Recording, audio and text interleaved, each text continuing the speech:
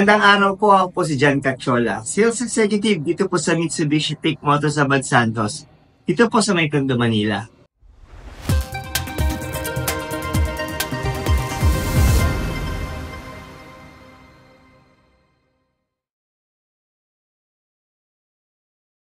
On this video po, isa pong Triton GLX na 2-wheel drive, automatic transmission ang ating reviewin. Ito po yung ating color na Blade Silver Metallic. Dito po sa ating video, ipapakita ko po yung mga features po ng itong ating unit. So baka sakali po na baka ito na yung ating unit na inyong hinahanap. So magagamit nyo po ito for personal use or for business. And para malaman nyo po yung nakakagulat po na promo po ng ating Triton GLX automatic transmission na 2-wheel drive ngayong month ng April. Pero bago po palang lahat, sa mga hindi pa po nakapag-subscribe sa ating channel, paki-subscribe na lang po dahil tuloy-tuloy po tayo nagbibigay ng mga updates regarding po sa mga promo, discounts at freebies na binibigay po natin sa ating mga clients. So without further ado, tara po, samahan niyo na po ako. Ipapakita ko na po sa inyo yung video na nireview natin na Triton GLX Automatic Transmission 2-Wheel Drive 2025. So guys, ito yung ating Triton GLX Automatic Transmission 2025. Bali, yung color unit po na to is yung ating Blade Silver Metallic. So makikita nyo sa kanyang harap yung ating bagong design ng Dynamic Shield Front Fascia. So for Triton GLX variants, yan, meron tayong DRL or Daytime Running Light dito na halogen. Then yung ating T-shape na headlamps, so halogen din po. And at the same time yung ating halogen fog lamp. So kung mapapansin nyo guys, naka-halogen pa siya. So ito yung base variant ng ating Triton lineup. So halogen pa yung ginagamit. So ano magiging advantage kahit halogen siya? So mas mura guys yung ating maintenance sa mga halogen na ilaw. Then mas madaling makahanap ng replacement. So yun yung isa sa mga advantage ng ating halogen. Then makikita nyo guys yung sa kanyang grill. Yan, naka matte finish na color black ang kanyang grill. So mapapansin nyo, napakalaki ng mga butas niya. So isang advantage yan guys is yung airflow na papunta sa ating engine ay mas marami. So mas maraming air ang makakapasok, mas less sa stress ng engine. So yung performance ng ating engine is mas magiging efficient pag ganyan kaganda yung airflow ng ating engine. So dinesign siya para hindi talaga hirap yung engine, Lalo ang purpose ng ating Triton is for utility. O sa mga akyatan, yan. So maaasahan natin talaga na hindi ma-stress ang ating engine basta-basta. So hanggang dito sa ating lower bumper, yan, meron pa rin siyang airflow. So yan guys ang ating harap ng ating Triton GLX automatic transmission. Then pagdating sa kanyang side profile, then it's sa tire. So ang sukat ng tire niya is 265 by 60 by R18. So R18 ang mag size ng ating engine. Yan, mapapansin nyo na medyo silver or dark silver yung ating, dark chrome yung ating mugs. So, yan. Then, meron tayong equipped na step board dito para sa ating Triton. So, para mas madali para sa mga passengers na makaakyat, especially kung matanda or mga bata, yung mga sumasakay na pasahero natin. So check natin yung side profile. Yan guys ang side profile ng ating Triton. So isa sa mga magaganda rin dito yung ating silk chrome accent ng door handle. So kahit GLX siya, base variant, hindi siya tinipid dahil naka chrome accent ang ating door handles and ang ating side mirrors na chrome din, and meron tayong integrated na yung turning signal light. So additional visibility yun, So yun yung isa sa mga kinaganda rin ng ating side mirrors. Then, pagdating naman sa ating taas, yan, meron tayong pole type antenna. Then, pagdating naman sa may likod, ito guys yung cargo area no, ng ating Triton. So, meron na siyang cargo bed. So, yung iba, wala pang cargo bed, pero sa atin, yan, built-in na yung ating cargo bed na color black. So, hindi na kayo bibili aftermarket dahil meron na tayong cargo bed. So, isa pa sa mga magaganda rin, meron tayong mga pang-tether. So, kung meron tayong mga itatali, yan. 4 yan guys na sides, no? So, nandoon. Hanggang dito, 2 pa. Doon and dito. So, isa sa mga advantage, no, ng ating Triton is na bago, no?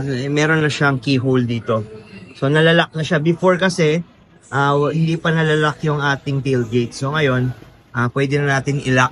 So kung may mga uupo dito, hindi niya basta-basta matatanggal yung or ma-open yung ating tailgate. Then meron siyang rear camera. So makakatulong to sa driver habang umaatras. So mas visible yung dadaanan, no, habang umaatras ang ating driver. Then, isa sa rin sa mga advantage, siya itong ating third brake light na nagbibigay warning sa mga sasakyan na nasa likod natin. No? Once na nag-brake tayo, so umiilaw din yan. So, additional visibility yan, especially sa gabi. Then, pagdating naman dito, so meron tayong step board. So, yan. Mas madali para makaangat tayo, no? Makakyat tayo sa likod. So, meron din siyang step board. Then, ito overall, itong ating ilaw. Yan. Naka T-shape na combination light ang ating Triton. Yan. Mga halogen headlight din. Halogen tail light. Yan. So, mas mura po ang ating maintenance dito sa ating mga halogen. So, yan po ang ating rear combination light. So, overall, check natin yung back profile ng ating Triton. So, napakasimple lang. Pero, yung elegance nandoon pa rin. So, ikutan pa natin ulit ang ating Triton dito sa may bandang right side. So, yan guys. Napakasimple. Actually, napakaganda rin ng blade silver metallic, no? Isa sa mga advantage kapag kumuha tayo ng Triton at blade silver metallic ang kinuha natin, mas less sa dust, no?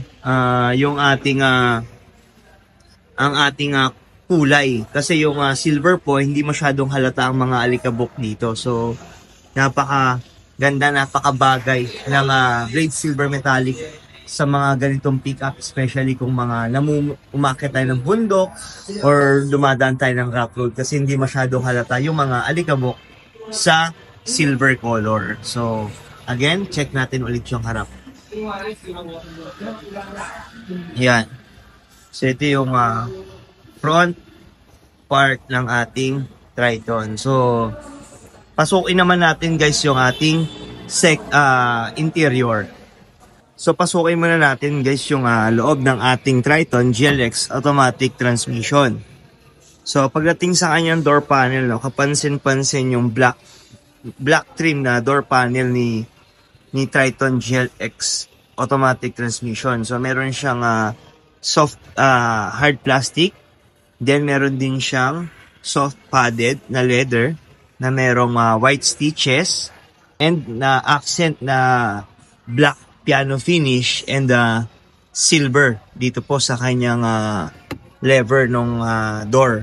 Then pagdating naman dito sa kanyang baba, gitna, yan, makita nyo pa rin yung continuous na soft padded leather na pwedeng pagpatungan ng ating siko, no, while driving. Then meron siyang for sportier look, meron siyang carbon fiber na design dito sa kanyang door handle. Doon naka-base yung mga buttons for Windows, no, Windows button. So nandito yung power Windows button. Then nandito rin yung adjustment ng ating side mirrors. So, nandito yung side mirrors adjustment. Then, door lock. So, pang lock and unlock po, no, ng ating doors. So, all in all yan, check natin yung ating door panel. Then, dun sa lower part, syempre, dyan makikita guys yung ating little storage, no? So, meron tayong storage dito and bottle holder. So, dito. Then, yung speaker natin, dito rin makikita sa lower part ng door trim. Then, pagdating naman sa kanyang dashboard, yun, mapapansin nyo guys yung ating dashboard. Napakasimple lang. So, meron siyang combination ng black and silver accent, no? So, dito sa ating mga aircon vents, yan, meron siyang silver accent. Then, pagdating sa may center, yan, meron ding silver accent dun sa ating aircon vents na dun naka-rest yung ating 8-inch na infotainment, no, ng ating Triton GLX automatic transmission. So naka-floating design yung ating yung ating infotainment, no. So umangat siya dun sa ating dashboard kung mapapansin nyo guys. Yan. So floating design yung tawag dyan. Then pagdating naman dito sa ating gilid, yan, makikita nyo yung ating storage to, no guys. So, ang daming storage ng ating Triton. So, meron dyan. And at the same time, meron ding glove box. So, napakaraming storage ng ating Triton GLX na pwede yung paglagyan ng mga important documents ng sasakyan or mga gadgets like tablets and cellphones. So, sa center view, yan ang ating view ng ating dashboard, no? So, makikita nyo, napakasimple lang. Pero ang elegante guys yung dating ng ating dashboard ng Triton GLX automatic transmission. So, hindi nyo akalain na lower variant, no, ng automatic transmission itong ating nasasakyan. So, pagdating dito sa ating kaliwa, sa ating steering wheel, yan, makikita nyo guys, ang ating 3-spoke leather wrap steering wheel na merong silver accent. So, may konting additional dimension siya sa design ng kanyang steering wheel. So, dito sa may bandang left side, makikita nyo guys, yung ating infotainment and meter cluster na controls. So, yan pag-adjust. Then, pagdating naman dito, makikita nyo guys, yung ating cruise control. So, may cruise control po ang ating Triton GLX automatic transmission. Plus, makikita nyo yung maliliit na buttons dun sa may bandang left, yung voice command. Then, yung dun naman sa gitna, yung katabi niya, is yung ating button para sa ating calls. So, ganyan yung ating design ng ating 3-spoke leather wrap steering wheel. Then guys, yon, balik tayo dito sa ating infotainment na 8-inch infotainment system ng ating Triton. So, meron na po yung Apple CarPlay and Android Auto. Then sa ating air condition, isa sa mga magandang air condition do, no, sa market. So, meron tayong single zone automatic climate control na air condition system para sa ating Triton. So, ibig sabihin, pwede natin iset yung temperature sa loob ng cabin. So, mag-i-maintain niya yun guys, yung temperature na isa-set natin. Gawa ng ating single zone automatic auto climate control. So, meron siyang auto button dito sa pinaka-left, kung makikita nyo. So, yan. Pag pinindot natin yan, kung ano yung nakaset po na temperature sa ating air condition is yun ang i-maintain niyang lamig. Then, kagandaan sa air condition ng ating Triton is naka-Merelli. So, Merelli po yung ating air condition system. Isa sa mga well-known brand. Bali, nag-combine sila ng Calsonic Kensei before. So, naging para mag-form ng isang company na Merelli.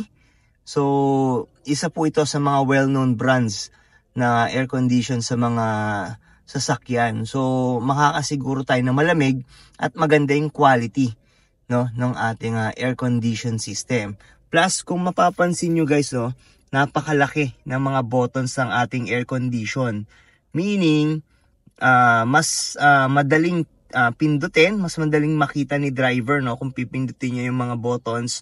And at the same time, mas makakaiwas tayo sa mga accident. So, dagdag safety feature pa rin yung mga ganyang buttons. Napakasimple ng details pero malaking tulong para sa safety ng sasakyan. Then, dun sa may bandang baba guys, makikita nyo, sa kaliwa, meron tayong 12-volt socket. Then, dun naman sa may bandang right side, makikita nyo guys, yung ating USB port na charging ports, no? So, yung number 1 is yung ating Type-C, then yung number 2 is yung ating Type-A na USB port. Then, sa ilalim guys, makikita nyo, yun, meron siyang storage. So, pwede paglagyan ng barya or mga cellphones or wallets. So, dyan guys, mailalagay yung mga ganyang items. Then dito naman sa kanyang center console, makikita ang ating 6-speed automatic transmission gear. So, naka 6-speed po ang ating Triton GLS automatic transmission. So, mas napakarami niyang gears. So, pag mas maraming gears guys, mas smoother ang drive, no? So, hindi nyo masyadong mapapansin yung mga shift shock dahil napakarami niyang gears. Then, pagdating naman dito, makikita nyo yan, merong maliit na bilog na storage dito sa may bandang center console, which is 4WD na athlete. Nandyan nakalagay guys yung ating Super Select 4WD na pang shift from 2-wheel to 4-wheel drive. Then, dito mapapansin nyo guys yung ating bottle holders, dalawa. So, yan. So, kung pag mga long ride, medyo inaantok tayo, gusto natin ng magkape, pwede tayong mag-stop over or drive-thru, then dyan may paglalagyan tayo ng coffee. Then, pagdating naman dito, yan, naka-conventional handbrake, no?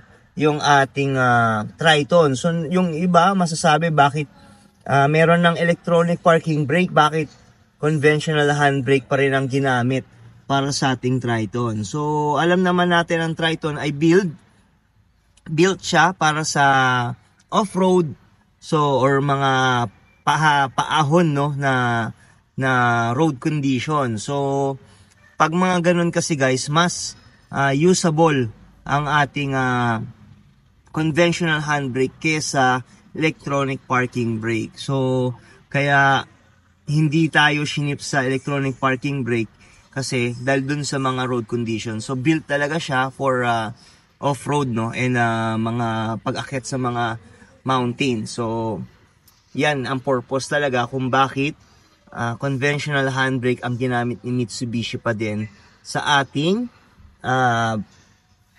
handbrake. Ito yung ating center console armrest na pwede natin buksan para maipakita natin, no, yung loob. So ito naman yung magiging itsura niya guys ng ating center console. So meron siyang maliit na storage, no, dito na pwedeng paglagyan ng mga valuable items like cellphones and wallets, so money. So yan, dyan. Then ito naman yung seat, no, ng ating Triton GLX automatic transmission. So, kung mapapansin nyo guys, napakaganda ng details, yung texture ng ating upuan. And kung mapapansin nyo, no, meron siyang parang cushion sa gilid. So, medyo parang pasalo yung design niya, no. Merong cushion dito sa may bandang gilid.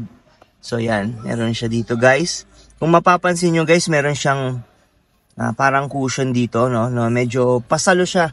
So, parang basin yung design ng ating upuan and sandalan actually guys. So, makikita nyo sa sandalan, yan, medyo extended, no, yung foam dito sa side. So, ibig sabihin yan, dinesign yan para sa mga nag-off-road, para hindi tayo mag-slide off sa ating upuan. So, salong-salo pa rin tayo ng upuan kahit na malubak yung dinadaanan. So, hindi tayo mawawala or mawawala sa driving sa focus, no, ng ating pagmamaneho. So, ganun kaganda ang design ng upuan niya. Then, kung makita nyo, medyo sporty talaga siya, dahil meron pa siya mga white stitches, no, sa mga gilid. So, napakaganda ng pagkaka-design ng upuan ng ating Triton. Then, dito tayo sa ceiling, akyat tayo sa ceiling. Yan, makikita nyo guys, yung ating dome light. So, may dome light yan. Hindi lang, nakapatay lang kaya hindi natin mabuksan. Then, ito sa mga mahilig, may mga eyeglass or sunglasses, no? Yan, meron tayong storage dyan. So, napakalaking bagay nito rin, no? Para sa ating mga drivers na gumagamit ng eyeglass or sunglasses. So, isa yan sa mga simpleng features ng ating Triton GLX automatic transmission. So, overall, check natin, ibaba lang natin yung armrest para mas maganda tignan. Then, yan, check natin ang dito, angle. Yan, so, papansin nyo, maluwag ang ating Triton, no, na unit. So, kung mapapansin nyo guys, yan, napakaluwag talaga. And napaka-elegante tignan. So, sino mag-aakala na base variant to ng isang pick-up truck, no? So, napakaganda, napakasimple, and napaka-elegante ng dating. So, check naman natin yung second row. So, sa second row guys, yan, mapapansin nyo, halos same sila, no? Na yung black panel ng ating front passenger door trim. So, meron siyang dito, black piano finish, and yung silver na doorknob or door lever. Then, pagdating naman dito sa ating mga soft padded leather, sa ating elbow pads, then meron tayong, again, na carbon fiber. So, additional dimension sa design dun sa kanyang door handle. Then, storage, and yung ating speakers. So, yan po ang ating door trim. Then, pagdating sa ating second row, yan. So, napakaluwag guys ng ating second row, no? So, ganun pa din yung design ng kanyang seats, yung texture. Yan, makikita nyo na talagang napakaganda ng texture, no? Yung details niyan, iba, grabe. Napakaganda. So, hindi siya yung basta-basta lang na design. Then, pagdating naman sa atin dito sa ating center console, yan, makikita nyo yung mga charging ports. Merong 12-volt socket, merong port for Type-C, and meron din pong port para sa Type-A. So, hindi may inip yung ating mga passengers sa second row, no? So, pwede silang mag-charge ng kanilang mga gadgets dito. Especially kung mga naglo-long drive tayo. So, possible na maubos yung ating batteries ng ating gadget. So, hindi siya basta-basta mawawalan. So, dahil meron tayong mga charging port. So, ganyan guys yung ating itsura. Then, isa pa sa mga simple na features, no, yung ating pockets, no. So, dito sa mga pockets sa ating upuan ng likod ng front and driver's seat. So, yan, meron tayong mga pockets dyan na pwedeng paglagyan ng mga documents or tablets, gadgets, and cellphones. So, yan. So, dito, yan. Ito naman yung magiging itsura niya, guys, pag binaba natin yung center armrest na merong bottle holders. So, for mga long drive din, yan. Hindi aantokin yung mga pasahero natin sa second rows dahil meron tayong pwedeng paglagyan kapag nag-drive through tayo sa mga coffee shop, no? So, meron siyang bottle holders na dalawa for 2 passengers. So, pag dalawa lang pasahero, pwede nilang ibaba yung ating center armrest. So, overall guys, yan, check natin yung second row, no? So, ganun kaganda and ganun kaluwag po yung ating second row. So, check natin yung bandang ceiling. Yan, makikita natin yung dome light nandoon. So, yan po yung dome light ng ating for second row or buong cabin. So, ganyan guys kaluwag ang ating second row. So yan po yung ating features ng ating first and second rows ng Triton GLX automatic transmission. So yun, napanood na po nila yung ating unit na nireview na Triton GLX two-wheel drive automatic transmission 2025. Bali, additional info lang po no, para sa ating Triton GLX automatic. Bali, ito po ay equipped ng engine na 4N16. Bali, ito po yung displacement nito ay 2.4 liter na turbocharged direct injection diesel. And Euro 4 na po itong ating engine na to. So, mas less na po yung emission and yun po yung kinaganda no, ng ating engine para sa ating Triton GLX. Then, bali advantage po pala ng ating 4N16 over sa ating 4N15 is yung isa po sa mga nabago is yung piston weight.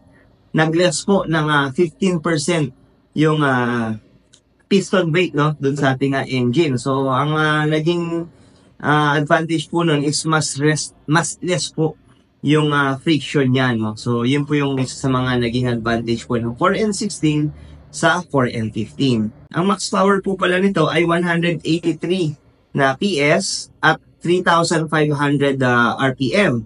Pagdating naman po sa kanyang torque, max torque, ito po ay merong max torque na 430 Nm at 2,200 to 2,500 RPM. So, yun po yung kanyang max torque. When it comes naman po sa suspension, ang front suspension po ng ating Triton is equipped ng double wishbone with coil spring and stabilizer bar. When it comes naman po sa kanyang rear suspension, ito po ay equipped ng lip spring with telescopic shock absorbers. So, yun po yung ating rear suspension and front suspension. Then, equipped din po ito ng active stability and traction control. So, advantage po ito sa mga zigzag na daan or mga basang daan. So, mas meron po siyang additional na traction. So, yun po yung isa sa mga kinaganda po ng safety features ng ating Triton GLX automatic transmission two-wheel drive. So, yan po yung mga ilan no, sa mga advantage po ng ating Triton GLX automatic transmission na two-wheel drive. When it comes po sa SRP, currently, meron po itong SRP na 1,423,000 pesos. Then, for cash discount naman po, meron po itong cash discount na around 120,000 pesos. And for as low as 29,000 pesos, ay pwede nyo na pong ma-avail itong ating Triton GLX na two-wheel drive automatic transmission. So, ganun kababa po ang promo nitong ating pick-up na to. Plus, may mga freebies po tayo, especially kung mga 5 years in-house financing tayo, gaya ng ating leather seat cover, deep dish matting, nag-upgrade din po tayo ng Bosch Europa horn, and nagbibigay din po tayo ng dashcam, rain visor, at yung ating tailgate spoiler. So, yan po yung mga ilan lang no, sa mga freebies na pwede nyo pong makuha once mag-avail po kayo ng unit sa akin. So, sa mga interested po dyan, maaari nyo pong makontak sa mga numbers po or sa mga contact information na makikita nyo po sa taas ng yung screen. So kung nagustuhan nyo po pala guys yung ating content for the day, huwag nyo po sanang kalimutan mag-subscribe sa ating channel para tuloy-tuloy po kayo maging updated po sa mga promo po natin dito sa aming dealer, dito po sa Mitsubishi Abad Santos. So, hanggang sa muli, sa mga nakaabot po sa part ng video na ito, maraming salamat po sa inyong binigay ng suporta at panonood. Magkita-kita po ulit tayo sa susunod po na video. Maraming salamat po.